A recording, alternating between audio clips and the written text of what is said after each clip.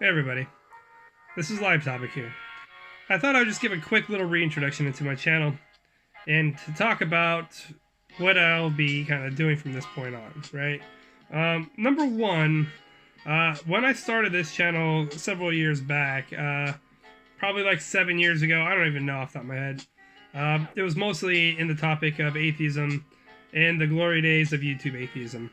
And a lot of people cringe about those days at this point, and I don't have I don't cringe at it at all. I think it was a great eye opener into what YouTube could really be about, and that's voicing people's opinions and hearing other sides of other people's stories. And YouTube really did help me become evolve into what I am now, an atheist.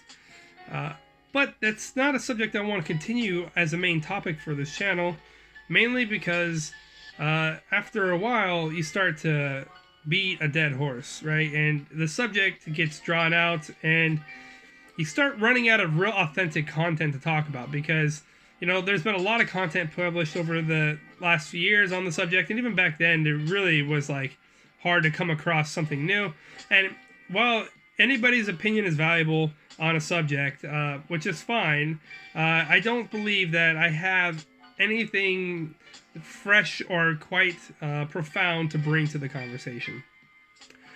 And honest to God, people start to become SJW-like when it comes to these sorts of topics, and it becomes some kind of weird cult where you can't really sympathize or think about the other side as much. And oftentimes you start wishing and hoping something stupid would happen or someone would do something bad just so that way you have something to talk about. And that was something that was in my mind several years back. I realized that, that I was hoping somebody would do some obnoxious thing so that way I would have something to speak about that would fit in with the narrative, right? And, that narrative, people sometimes will go through extreme lengths to make sure that narrative stays alive. And that could very well be, creating something false just to, that makes their narrative look more alive and relevant today when it's really not that big of an issue.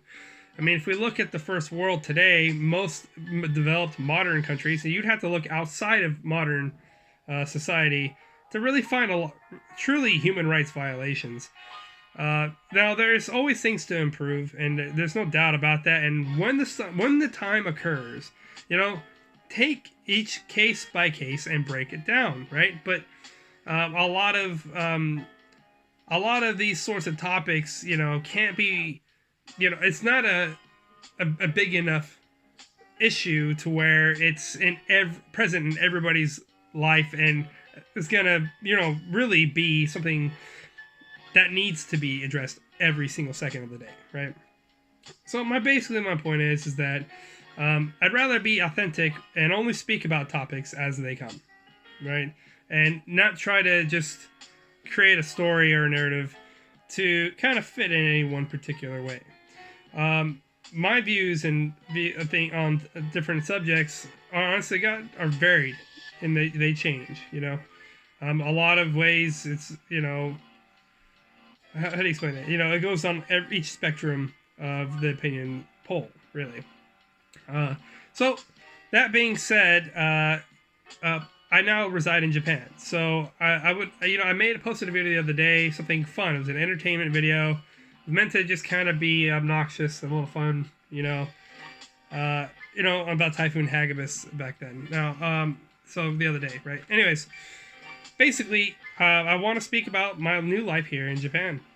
And I'll be discussing different topics that might be occurring here, coming from an anthropological perspective, but also from an American perspective, and also somebody who also grew up in a Japanese family's perspective, right? I did speak and read and write Japanese growing up as a kid, but my Japanese has gotten bad over the years, and I've been having to slowly regain my kanji knowledge and things like that. So I'll give some insight on to that kind of like how to study maybe for Japanese, or what my insights are like on that, and also just different adventures of history that's going on here, and food and all sorts of things, right? Maybe different towns and stuff. I exhume almost every stereotype you can imagine when it comes down to being a gaijin in Japan. I have, stylish like hair.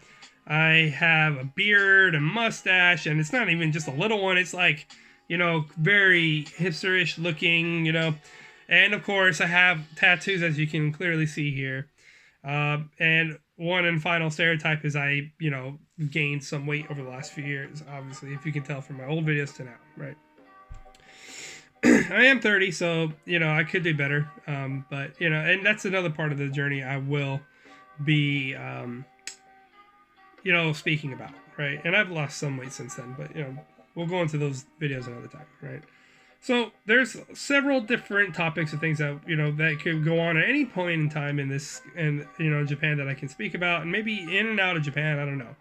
But I do look forward to showing people who are considering on living here or visiting here, things that you can do or the options that you have and what you can expect while being here, right, in Japan. So, live topic coming at you from Tokyo.